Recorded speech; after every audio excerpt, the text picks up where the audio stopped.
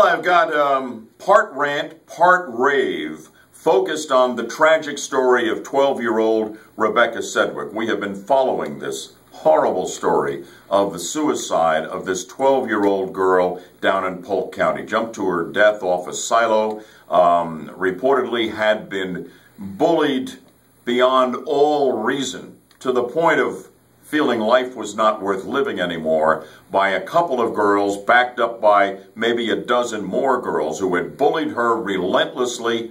Online, cyberbullying is a brand new and scary phenomenon, and in the traditional face-to-face manner that's just as old as childhood itself. Charges, indefensibly in my view, and inexplicably were dropped against these two teenage girls last week. Remember, there were aggravated stalking charges brought by Polk County Sheriff Grady Judd, who is a good man and doesn't file charges like that lightly. But at any rate, the charges have been dropped, and it looked like that was going to be it. And I ranted about that on the show and in one of my videos as well. Now, I want to rave about the fact that Rebecca's mother is going to pursue this with wrongful death suits over those as yet unnamed she believes are responsible for the suicide of her daughter.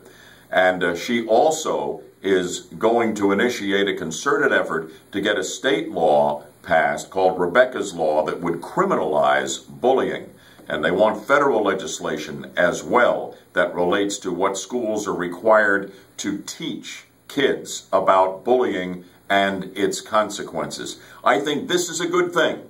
So I'm raving about that. I'm glad this case is not going to die. The one question I have, is this something we need to watch very closely here, is how far down the criminalization of bullying road do we want to go? What Rebecca and her attorneys are calling for is criminal liability for the parents of kids involved in tragic cases of bullying. That you need to monitor your child or be held criminally responsible. And I'm not sure that that is fair and reasonable. More thinking to do on that. We will continue to follow the story and keep you apprised of developments here on Bud Hedinger Live. That's what I think. What do you think? Join me for the next edition of the show right here on FM 104.5 AM 540 WFLA. I'll look for you then.